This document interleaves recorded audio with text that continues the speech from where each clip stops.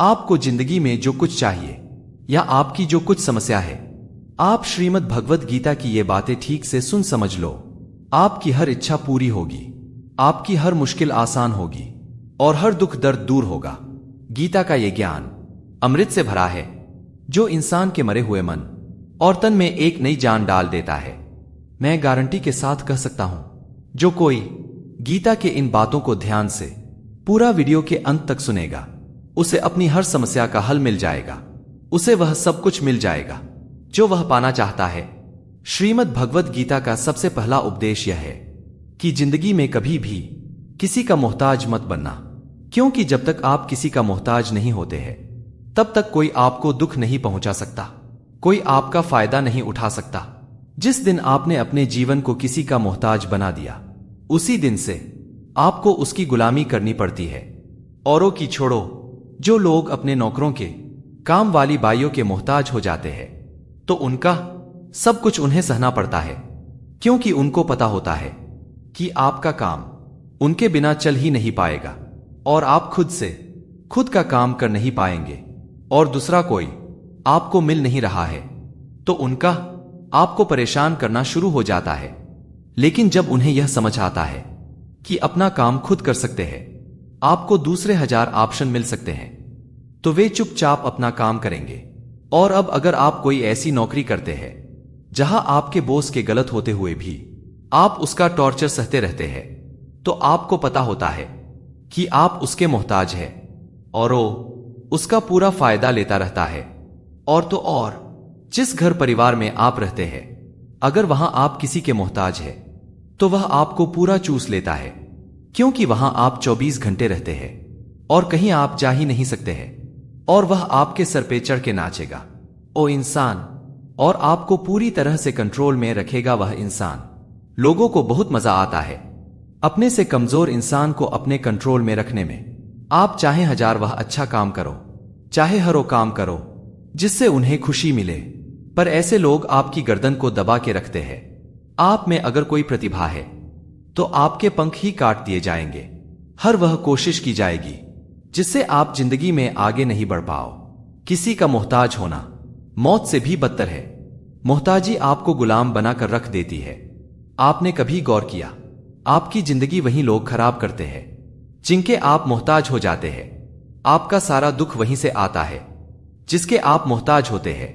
मोहताजी सिर्फ शरीर या काम की नहीं होती, सबसे बड़ी मोहताजी मन की होती है कि जिंदगी में कोई हमें चाहिए, हमें संभालने के लिए, नहीं तो हम खुश नहीं रह पाएंगे। अकेलापन लोगों से झेला नहीं जाता है। फिर कई बार आप ऐसे लोगों से जुड़ जाते हैं, फिर वो आपकी इस मन की मोहताजी का पूरा फायदा उठाते हैं। आप उनसे रिश्ता इसीलिए जोड़ते हैं ताकि आपकी जिंदगी में थोड़ी खुशी आए, और वो लोग आपको खून के आंसू रुलाते हैं, आपकी पूरी जिंदगी नर्क बना देते हैं। याद रखना एक बात, मां बाप के अलावा ऐसा आज तक दुनिया में कोई पैदा नहीं हुआ है कि आप जिसके मोहताज हो और वह आपका फायदा ना उठाए। इसलिए जिंदगी में कभी भी किसी का मोहताज मत बनना। कृष्ण कहते हैं, व्यक्ति को अपने किए सभी शुभ अशुभ कर्मों को अवश्य ही भोगना होता है। नीति शास्त्रों में मनुष्य के कर्म कांडों की तुलना किसान के साथ की गई है। जिस प्रकार एक किसान अपने खेत में जिस फसल का बीज बोता है, वही बीज फसल के रूप में किसान काटता है। इस सिद्धांत के विरुद्ध ना कभी आज तक हुआ है और ना कभी आगे होगा। इसीलिए यह कहावत प्रसिद्ध है, बोया पेड़ बबूल का तो आम कहां से खाए। यही व्यवस्था परमात्मा द्वारा बनाई गई सृष्टि में मनुष्य के ऊपर लागू होती है। परमात्मा ने मनुष्य को कर्म करने के लिए स्वतंत्र रखा है। इंसान जैसा चाहे वैसा कर्म कर सकता है। अच्छे या बुरे कर्म मनुष्य के विवेक शक्ति पर निर्भर करता है। मनुष्य अपने जीवन में जैसे जैसे कर्म करता जाता है, वैसे वैसे ही उसके जीवन का निर्माण होता जाता है। परंतु परमात्मा ने मनुष्य को केवल कर्म करने की स्वतंत्रता दी है, जबकि कर्म फल व्यवस्था परमात्मा के अधीन है।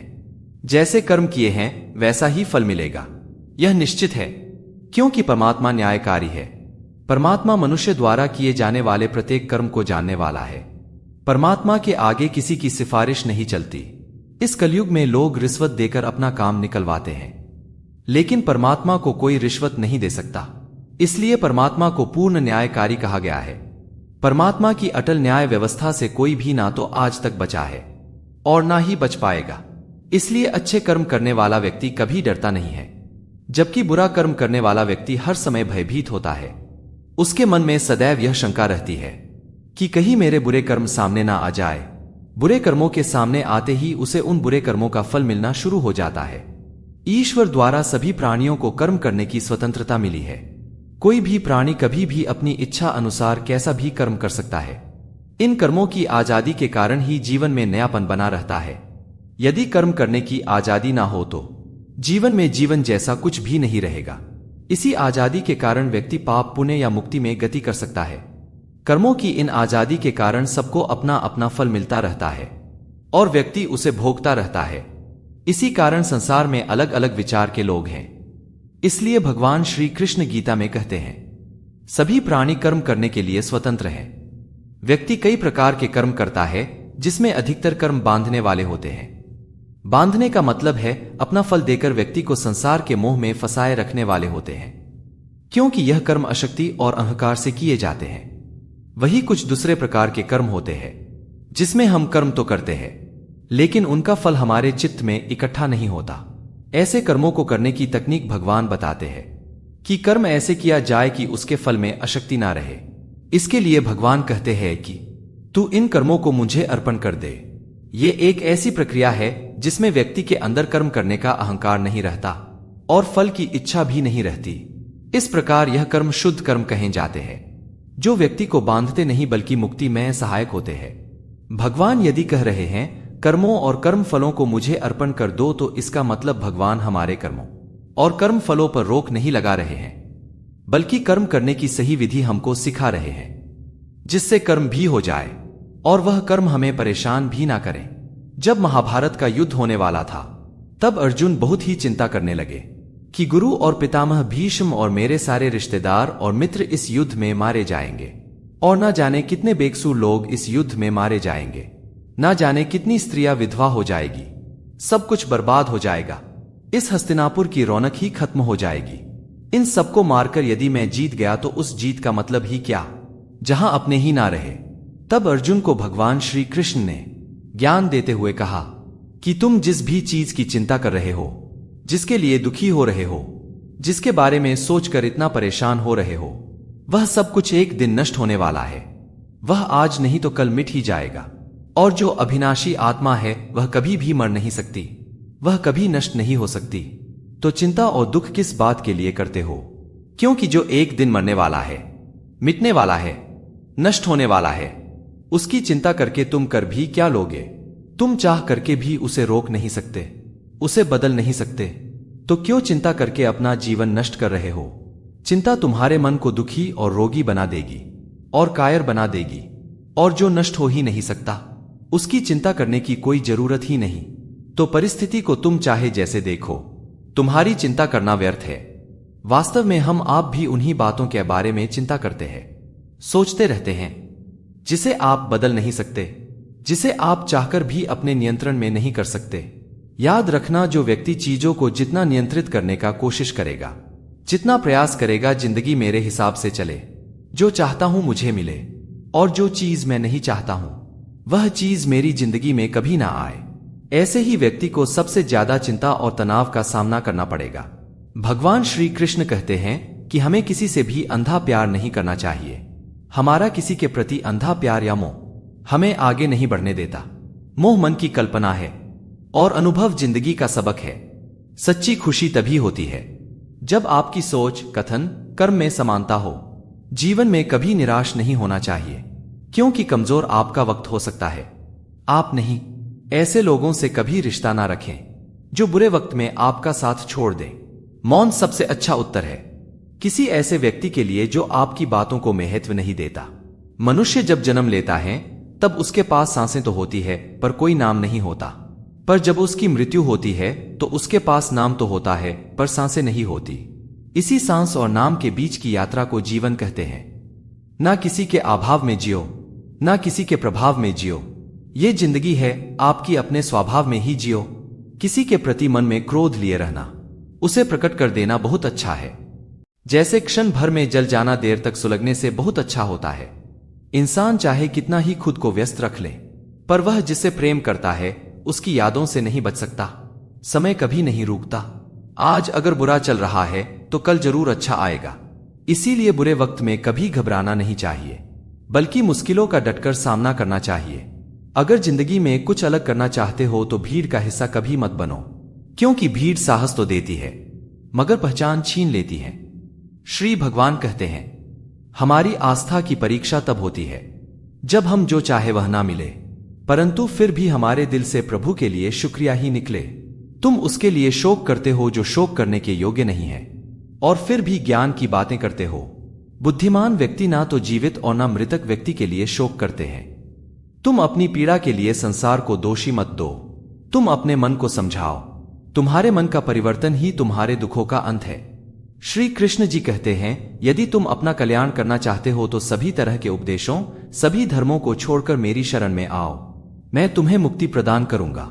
यह सच बात है, इंसान भूल करके कुछ सीखता है, परंतु इसका यह मतलब नहीं है कि वह जीवन भर भूल करता ही रहे और कहे कि सीख रहे हैं।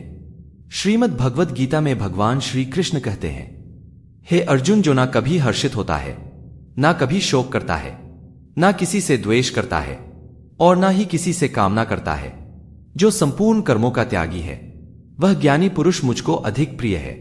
मुझे पाने के 3 तरीके हैं, ध्यान योग, ज्ञान योग और कर्म योग, और इन सब में कर्म योग सबसे प्रधान है।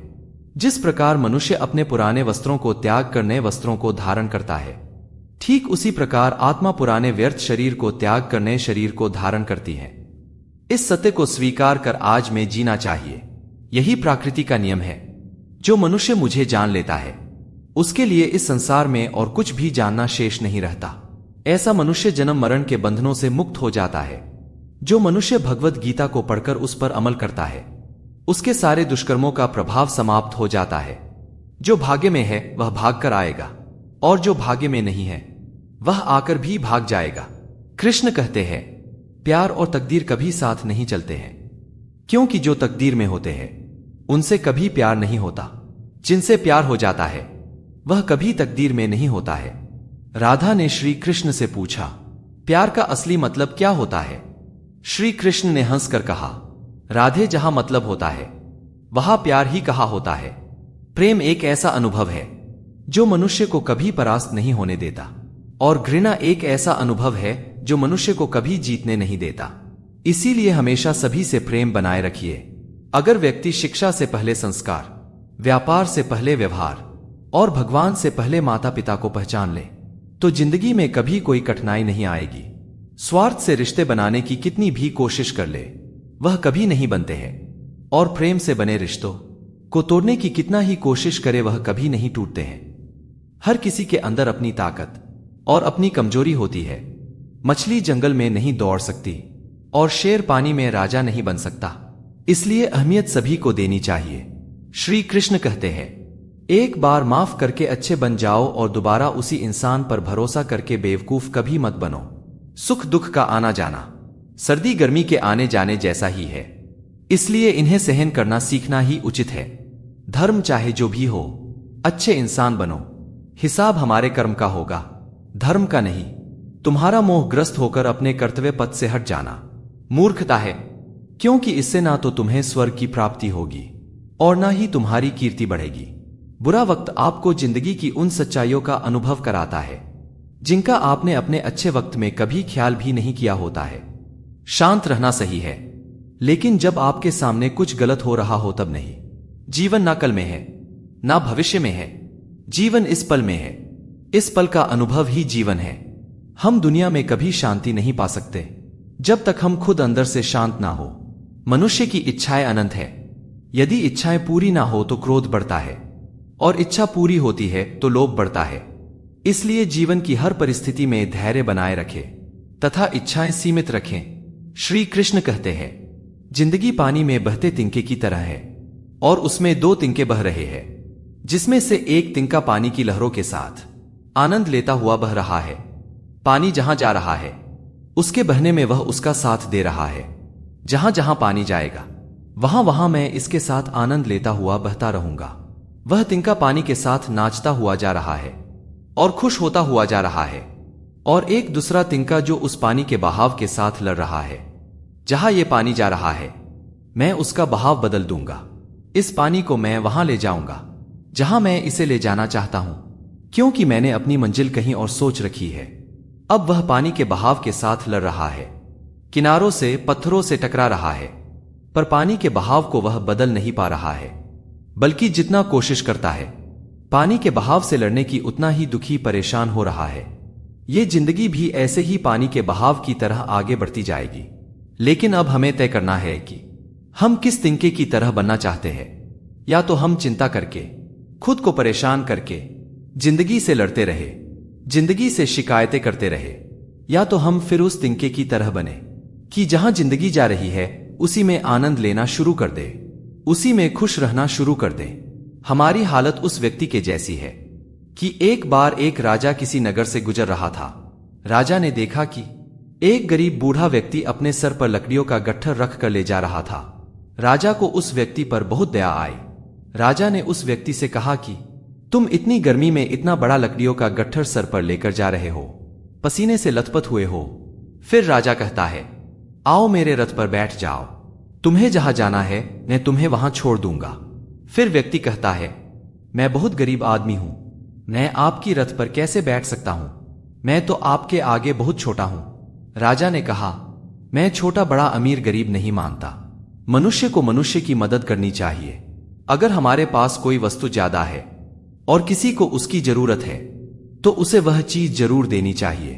तुम भी एक इंसान हो, मैं भी एक इंसान हूं। अगर एक इंसान की पीड़ा को नहीं समझेगा तो वह मनुष्य नहीं है, वह पशु के समान है। इसलिए तुम मेरे रथ पर आ जाओ, मैं तुम्हें तुम्हारी मंजिल पर छोड़ दूंगा। राजा के ऐसा कहने पर वह व्यक्ति राजा के रथ पर बैठ गया। जब वह रथ चलने लगा तो राजा ने देखा कि व्यक्ति के सर से अभी भी पसीना बह रहा है। तब राजा ने गौर किया तो देखा कि वह व्यक्ति अपने सर से लकड़ियों का गट्ठर उतारा ही नहीं है। राजा ने बोला, तुम अपने सर पर यह लकड़ियों का गट्ठर लेकर क्यों बैठे हो? अब तो तुम मेरे रथ पर बैठे हो, यह लकड़ियों का गट्ठर रथ में रख दो और आराम से बैठ जाओ। वह व्यक्ति कहता है, नहीं नहीं महाराज, आपने मुझे अपने रथ पर बैठाया, यह मेरे लिए बड़े सौभाग्य की बात है। मैं अपने लकड़ियों का वजन आपके रथ पर बिल्कुल नहीं आने दूंगा। तब उस राजा ने यह सुनते ही अपना सिर पकड़ लिया। यही कहानी हम सब की है। श्रीमद् भगवद गीता में श्री कृष्ण कहते हैं, अपनी हर चिंता, अपना हर दुख तुम मुझ पर छोड़ दो, मैं तुम्हारे हर दुख को दूर कर सकता हूं, मैं तुम्हारी हर चिंता को दूर कर सकता हूं। लेकिन यहां पर हर पुरुष अपने सिर पर चिंताओं की गट्ठर लिए घूम रहा है। हालांकि कर कुछ नहीं सकता, ताकत कुछ भी नहीं है, लेकिन इंसान अपना जोर चलाता रहता है। हर इंसान को लगता है सब कुछ मैंने संभाल रखा है, मैं अगर कुछ ना करूं तो सब कुछ बर्बाद हो जाएगा, सब कुछ खत्म हो जाएगा। जबकि वास्तविकता में मनुष्य के हाथ में कुछ भी नहीं है, सिवाय अपने कर्म करने से कुछ नहीं होता। संपूर्ण संसार में जो कुछ होता है वे सब उस परमात्मा के द्वारा ही होता है। श्रीमद् भगवद गीता में भगवान श्री कृष्ण कहते हैं, हे अर्जुन, मनुष्य अपने जीवन को सरलता से जी सकता है, पर फिर भी वह कभी सरल जीवन जी ही नहीं पाता। वह हमेशा चिंताओं से घिरा रहता है, वह हमेशा भूतकाल की बातों को सोचकर परेशान होता रहता है, वह मौत से डरने लगता है। वह ना तो अपने जीवन को सही तरीके से जी पाता है और ना ही मृत्यु को गले लगा पाता है। ज्ञानी व्यक्ति ना तो मरने वाले का शोक करते हैं और ना तो उनका शोक करते हैं जो अभी जिंदा है, क्योंकि वे जानते हैं जो मर गया वो फिर से जन्म लेगा और जो जिंदा है वो एक दिन जरूर मरेगा। कर्म का नियम कहता है कि प्रत्येक घटना का एक कारण और एक प्रभाव होता है। समान रूप से किए गए कार्यों के परिणाम अलग अलग हो सकते हैं। यह केवल इस बात पर निर्भर करता है कि वह कर्म करता किस प्रकार का है। जिस प्रकार आग एक लकड़ी को जलाकर राख कर देती है, उसी प्रकार आत्मज्ञान आपके अंदर चलने वाले सभी दैत कार्यों को भस्म करके आत्म शांति प्रदान करता है। हे पार्थ, ब्राह्मण, क्षत्रिय, वैश्य, शूद्र, इन 4 वर्णों का समूह गुण और कर्मों के अनुसार मेरे ही द्वारा रचा गया है। इस प्रकार इस सृष्टि की रचना आदि कर्म का कर्ता होने पर भी तू मुझ अविनाशी परमेश्वर को वास्तव में अकर्ता ही जान। कर्मों के फल में मेरी स्पृहा नहीं है, इसलिए कर्म मुझे लिप्त नहीं करते। यहां श्री भगवान का कहने का तात्पर्य है कि कर्म करो लेकिन फल की इच्छा से नहीं, बस अपना कर्म करते जाओ और आगे बढ़ते जाओ। भगवान श्री कृष्ण कहते हैं, उनके कर्जदार और वफादार हमेशा रहो जो आपके खराब समय में आपका साथ दिया। अंजाम की खबर कर्म को भी थी, पर बात मित्रता निभाने की थी। श्री भगवान कहते हैं, शांति, सौम्यता, मौन, आत्मसंयम और पवित्रता, ये पांचों चीजें मन को अनुशासित करती है। हर व्यक्ति में ये पांचों चीजें होनी चाहिए, तभी वह सही मार्ग पर चल सकता है। कान्हा कहते हैं कि आप किसी का भाग्य नहीं बदल सकते, लेकिन अच्छी प्रेरणा देकर उसका मार्गदर्शन तो कर सकते हैं। श्री कृष्ण के अनुसार जीवन में कभी मौका मिले तो सारथी बनना, ना कि स्वार्थी। अहंकार मनुष्य से वह सब करवाता है जो अंत में उसी के विनाश का कारण बनता है। इसलिए मनुष्य को जितनी जल्दी हो सके अपना अहंकार त्याग देना चाहिए। भगवान कहते हैं कि कर्म से होने वाले लाभ हानि में उलझने के बाद मनुष्य के कर्म की गति धीमी हो जाती है और वह धीरे धीरे मनुष्य को अपने से दूर कर देती है। इसीलिए कर्म की गति अनवरत चलती रहनी चाहिए। भगवान श्री कृष्ण ने अर्जुन को यह उपदेश दिया था कि आप चिंता किए बिना अनवरत युद्ध करते रहो। कौन हारेगा कौन जीतेगा यह सब काल परिस्थिति के अनुसार अपने आप तय हो जाएगा। यही बात हमारे जीवन में भी पूर्ण रूप से लागू होती है। अगर हम सभी चीजों का फायदा नुकसान देखकर कर्म को करना ही बंद कर दे तो अंत में क्या होगा यह हम सबको पता है। कोई भी प्राणी या वस्तु इस संसार में अजय अमर नहीं है। ये सब जानते हुए भी हम सब कर्म क्यों करते हैं? क्योंकि इस संसार की व्यवस्था बिना बाधा के, अराजकता की स्थिति में आए बिना सुचारू रूप से चलती रहे। हमारे माता पिता ने हमें पैदा किया, अगर वे ये सोचने लग जाते कि पता नहीं यह वृद्धावस्था में हमारा सहारा बनेगा कि नहीं, तो हो सकता था वो हमें धरती पर लाने का इरादा भी त्याग देते। लेकिन उन्होंने अपना कर्म किया और फल ईश्वर के हाथ में छोड़ दिया, तभी हम धरती पर आ पाए। और ईश्वर चाहेंगे तो अच्छी सेवा भी कर पाएंगे। गीता के अनुसार पूर्व जन्म भी होता है, लेकिन हम भूल जाते हैं कि हम किसी भी योनि में जा सकते हैं। जो भोग योनि है उसमें परेशान होने पर आत्महत्या तक का अधिकार नहीं होता है। एक बैल कितना भी परेशान हो जाए वह अपनी मर्जी से मर भी नहीं सकता। जो भी किया है उसे भोगना ही होगा। किसी ने बहुत अद्भुत बात कही है, अगर आंखें हमेशा के लिए बंद होने से पहले खुल जाए तो जिंदगी सुधर जाती है। दोस्तों, अगर हम कर्म ही नहीं करते तो हमारा जीवन ही व्यर्थ है। अगर हम मेहनत से काम करेंगे तो उसका फल जरूर मिलेगा। मित्रों, मेहनत ही सफलता का शॉर्टकट है, कोई अन्य शॉर्टकट नहीं है। आपको मेहनत करनी ही होगी, आपको ईमानदारी से प्रयास करने ही होंगे। अगर आप कहते हैं परिणाम अच्छा नहीं आया तो आपको खुद से ही पूछना होगा क्या हमारे प्रयासों में कोई कमी है। श्री कृष्ण कहते हैं व्यक्ति को हमेशा बुराई से बचकर रहना चाहिए। अगर आप कोई बुरा कर्म करते हैं तो वह कर्म आपको अपने ही जीवन में भोगना पड़ता है। जिस प्रकार बछड़ा झुंड में भी अपनी मां को ढूंढ लेता है, वैसे ही कर्म का फल आपको हजारों की भीड़ में ढूंढ लेगा। ईश्वर कण कण में निवास करते हैं। छोटे से छोटे जीव के हृदय में भी ईश्वर का निवास होता है। उस जीव को कष्ट होना ईश्वर को कष्ट का अनुभव कराता है। अर्थात किसी जीव को कष्ट देकर आप अपने ईश्वर को खुश कैसे देख सकते हैं?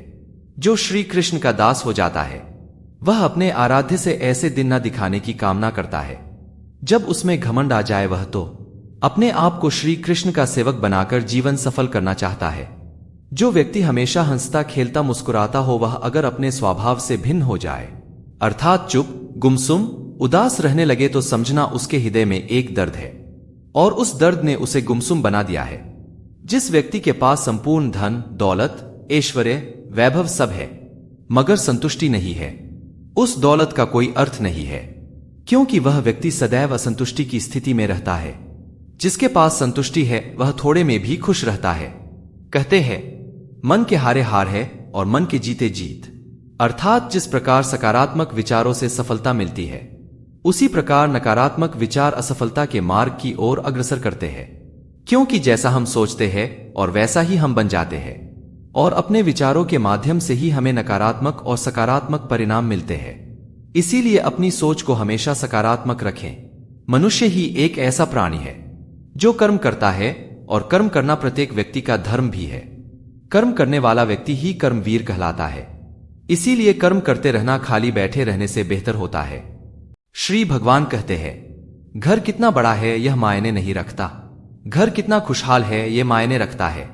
जैसे हर रास्ते पर कुछ ना कुछ कोई परेशानी होती है, वैसे ही हर परेशानी का कोई ना कोई हल होता है।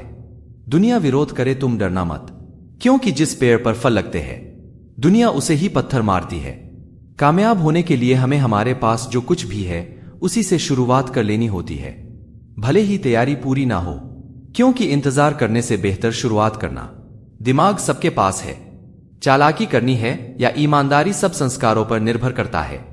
सीमेंट से भी एक सीख मिलती है, जोड़ने के लिए नरम होना जरूरी है और जोड़े रखने के लिए सख्त होना जरूरी है। माता पिता को बुढ़ापा उतना कमजोर नहीं करता जितना औलाद का व्यवहार उन्हें कमजोर कर देता है। आप किसी की फितरत को नहीं बदल सकते हैं। प्याज को कितना भी प्यार से काटो तो भी आंसू निकल आते हैं। कांटों पर दोष कैसे डाले, पैर तो हमने ही रखा था, वे तो अपनी जगह पर ही था। इंसान की जुबान उसके मन का ताला होती है, ताला खुलते ही उसके मन के राज अपने आप बाहर आ जाते हैं। अगर किसी बात को राज रखना चाहते हो तो उसे अपने दिल में दबाना सीखो। जब आप खुद नहीं दबा सकते तो आप जिसे बता रहे हो वह कैसे नहीं बताएं। किसी के कहने से यदि अच्छा या बुरा होने लगे तो यह संसार पूरी तरह से स्वर्ग बन जाए या तो नर्क। इसलिए यह ध्यान मत दो कौन क्या कहता है, बस वह करो जो अच्छा है और सच्चा है। इंसान उन चीजों से कम बीमार होता है जो वह खाता है, ज्यादा बीमार उन चीजों से होता है जो उसे अंदर ही अंदर खा रही होती है। उन लोगों से बचकर रहना चाहिए जो आपको अपने दिल में नहीं दिमाग में रखते हो। मैंने हर किस्म के इंसान देखे हैं, जिंदगी में मदद लेकर शुक्रिया बोलने वाले भी और मदद लेकर बेवकूफ बोलने वाले भी। जो आपको तकलीफ में देखकर रो पड़े वो आपको कभी तकलीफ नहीं दे सकता। एक बात हमेशा याद रखना मित्र, कि जो इंसान दूसरों की बातें तुम्हें बताता है वह तुम्हारी बातें भी दूसरों को बताता होगा। प्रेम और मौत में यही एक सामान्यता है कि ना ये उम्र देखती है, ना वक्त और ना जगह। अगर रिश्ते को लंबी दूरी तक चलाना चाहते हो तो उनमें भरोसे का होना बहुत जरूरी है। भरोसे के बगैर कोई रिश्ता टिक नहीं सकता। आपने सही काम कितने किए हैं ये कोई याद नहीं रखता, लेकिन आपकी एक गलती को लोग बार बार याद रखते हैं। पैसे के साथ साथ दुआएं भी कमाइए, ये वहां काम आती है जहां पैसा काम नहीं आता। कोई आपसे नाराज है, उसे यह गुरूर है कि आप उसे मना लोगे, तो आप उसका यह गुरूर कभी टूटने मत देना। लोगों ने यह पूछा तुम इतना खुश कैसे रहते हो? हमने कहा हम किसी की खुशी देखकर जलते नहीं है और अपना दुख किसी को बताते नहीं।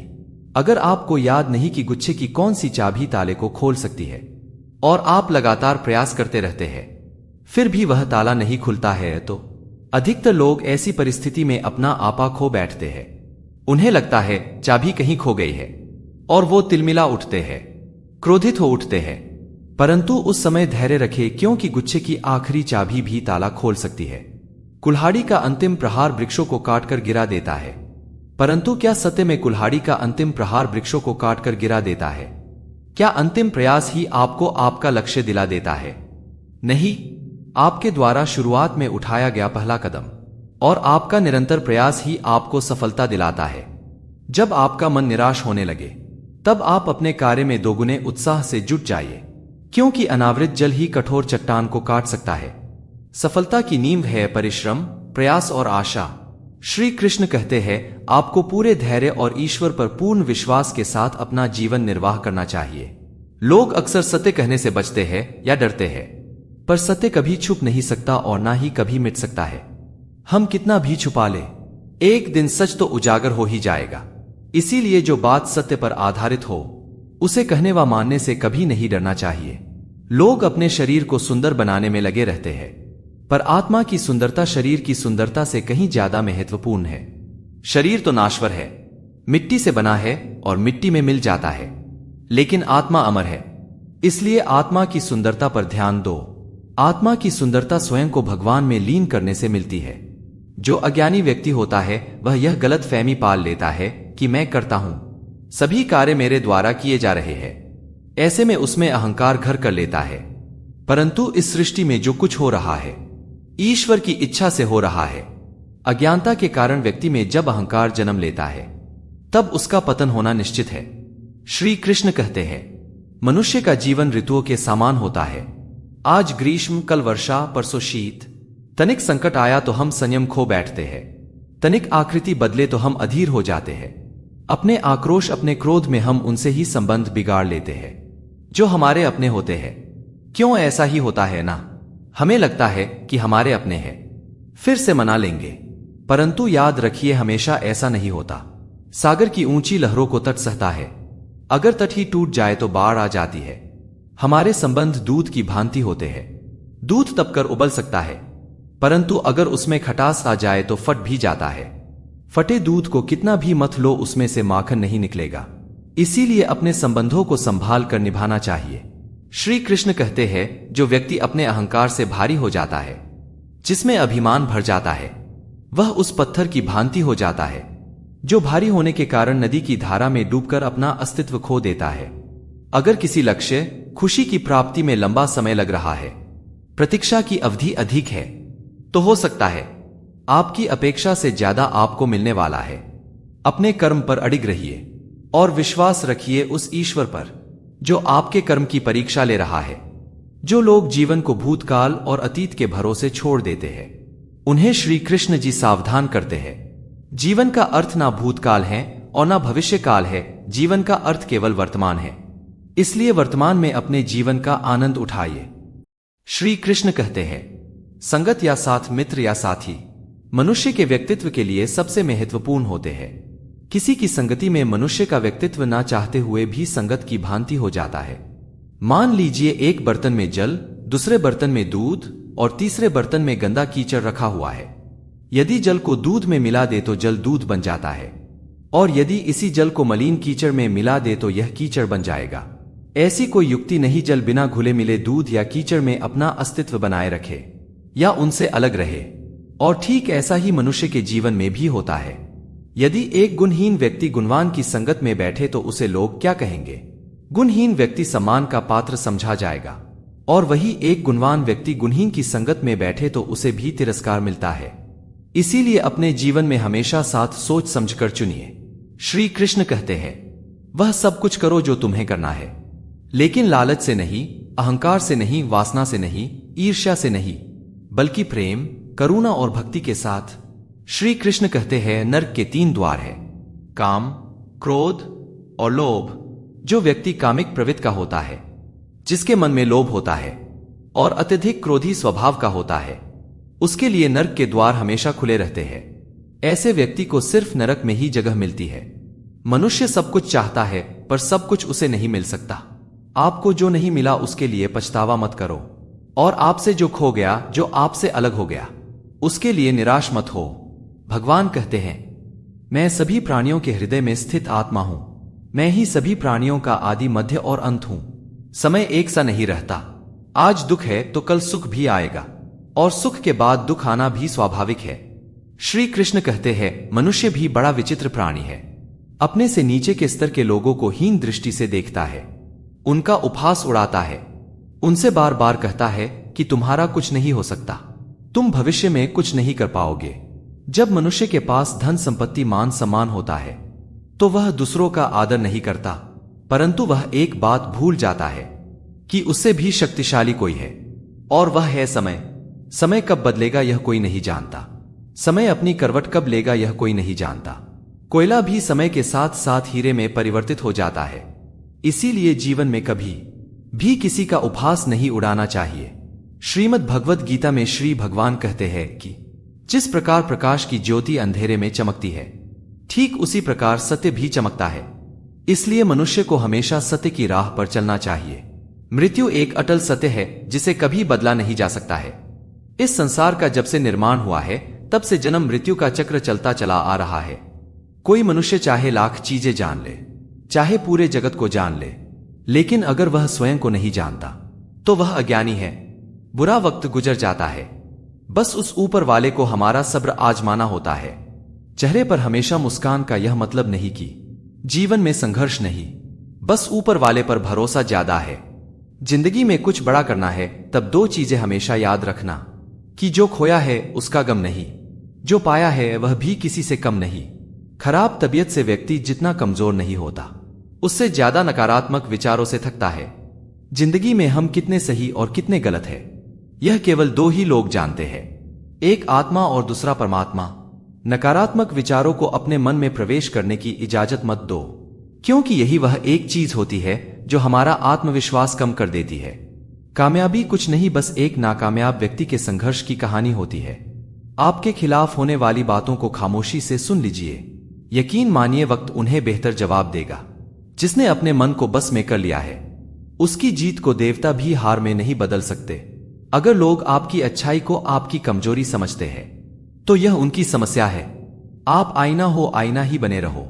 फिक्र वह करें जिनकी सूरत खराब है। कान्हा कहते हैं, मनुष्य को अपने जीवन के अगले पल का भी पता नहीं होता, फिर भी वह यह सोचकर दुखी होता है कि कल क्या होगा, परसों क्या होगा। वह वर्षों की योजनाएं बनाता है और सोचता है कि अगर मैं नहीं रहूंगा तो मेरे माता पिता, मेरे जीवन साथी और मेरी संतान का क्या होगा, मेरे बिना उनका जीवन कैसे चलेगा। वह भूल जाता है कि इस जीवन को चलाने वाला वह नहीं, बल्कि सर्वशक्तिमान परमात्मा है। मैंने एक कहानी सुनी। एक महल में एक छिपकली रहती थी। वह सब छिपकलियों की रानी थी। जब कहीं जाना होता, जो छिपकलियां उसके नीचे रहती थी वह उन्हें भेज देती थी। वह खुद कहीं भी नहीं जाती थी। एक दिन सब छिपकलियों ने उससे पूछा कि तुम हमारी रानी हो पर तुम कहीं भी नहीं जाती हो, बस इस महल में ही बैठी रहती हो, ऐसा क्या कारण है कि तुम कहीं बाहर ही नहीं निकलती। तब उस रानी छिपकली कहने लगी, इस महल की छत को मैंने ही संभाल कर रखा है। अगर मैं यहां से चली गई तो इस महल की छत ही गिर जाएगी। ऐसे ही हर मनुष्य को लगता है, अगर मैं नहीं रहूंगा तो कोई काम नहीं हो पाएगा। हर इंसान यह वहम पाले बैठा है, सब कुछ करने वाला मैं ही हूं और सब कुछ मुझे ही करना है। हालांकि इतनी भी शक्ति हमारे अंदर नहीं कि हम अपनी सांस भी खुद ले सके, और प्रकृति ने ऐसा नियम बना रखा है कि हमारी सांसें अपने आप चलती है। अगर सांस लेने का काम हम पर छोड़ दिया जाए तो हम एक दिन भी जिंदा नहीं रह पाएंगे। इधर एक पल के लिए भी हम सांस लेना भूले और सामने मौत आ जाएगी। और मनुष्य को सोचने की ऐसी बीमारी है कि वह सिर्फ आज की चिंता नहीं करता और ना ही आने वाले कल की चिंता करता है। वह तो अपने आने वाले 10, 20, 50 साल, अपने बुढ़ापे तक की और अपने मरने के बाद तक की चिंता करता है। एक बात हमेशा याद रखना, जो लोग ज्यादा सोचते हैं, ज्यादा चिंता करते हैं, उनमें कुछ भी करने की शक्ति ही खत्म हो जाती है, क्योंकि चिंता करने में ही उनकी सारी ऊर्जा नष्ट हो जाती है। ये कलयुग है। इस युग में लोग सोचते बहुत ज्यादा है और करते बहुत कम है। कलयुग का मनुष्य स्वभाव से आलसी होता है और सिर्फ व्यर्थ की बातें सोचता रहता है। जिसे करना होता है वह ज्यादा सोचता नहीं है, वह उस कार्य को कर लेता है। पर आप अपने आसपास की दुनिया पर नजर डाल के देखो, आपको ज्यादातर लोग ना करने वाले ही मिलेंगे। आपको अधिकतर लोग वही मिलेंगे जो या तो व्यर्थ की चिंता करेंगे, या तो सिर्फ आलस्य करेंगे, या तो सिर्फ बहाने ही देते रहेंगे कि मैं इस वजह से जिंदगी में आगे नहीं बढ़ पा रहा, कि इस कारण से मेरी जिंदगी अच्छी नहीं हो पा रही। अगर मनुष्य सोचने के बजाय करना शुरू कर दे तो उसकी जिंदगी में कोई भी दुख, कोई भी समस्या ज्यादा देर तक टिक नहीं सकती है। आपके पास दो रास्ते हैं, या तो आपके जीवन में कोई समस्या है तो उसके समाधान में लग जाओ, उसका हल खोजने में लग जाओ।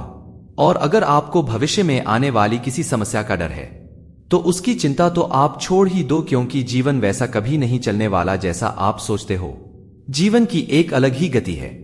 आप अगर कभी गौर करोगे तो आपको यह समझ आएगा कि आप जिंदगी में जिन बातों को लेकर चिंता करते हैं उनका कोई मतलब ही नहीं था। आपको लगेगा कि आप व्यर्थ की चिंता करते थे, जिंदगी ने कुछ और ही दिखा दिया। श्री भगवान कहते हैं, जो दर्द सह रहे हो आगे चलकर वही तुम्हारी ताकत बनेगा। मुसीबत में अगर मदद मांगना हो तो सोचकर मांगना, क्योंकि मुसीबत थोड़ी देर के लिए ही होती है और एहसान जिंदगी भर का। तजुर्बे उम्र से नहीं बल्कि हालातों से आते हैं। जबाने में आए हो तो जीने का हुनर भी रखना। दूसरों से कोई खतरा नहीं, बस अपनों पर नजर रखना। रात भर गहरी नींद आना इतना आसान नहीं, उसके लिए दिन भर ईमानदारी से जीना पड़ता है। अपनी कमियों को हम सिर्फ दूर कर सकते हैं, दूसरा और कोई नहीं। बाकी सब इनका फायदा उठाना जानते हैं। समय के पास इतना समय नहीं कि वह आपको दोबारा समय दे सके। जो बदला जा सके उसे बदलिए, और जो बदला ना जा सके उसे स्वीकार कीजिए, और जो स्वीकारा ना जा सके उससे दूर हो जाइए। लेकिन खुद को खुश रखिए, क्योंकि वह भी एक बड़ी जिम्मेदारी है। दोस्तों, मैं आशा करता हूं आपने इस वीडियो से बहुत कुछ सीखा होगा। वीडियो को लाइक और शेयर करके कमेंट में जय श्री कृष्णा लिखना ना भूले। और ऐसे ही ज्ञानवर्धक मोटिवेशनल वीडियो पाने के लिए हमारे चैनल को सब्सक्राइब करके बेल आइकन को जरूर प्रेस करके घंटी जरूर बजा दे। जय श्री कृष्णा। राधे राधे।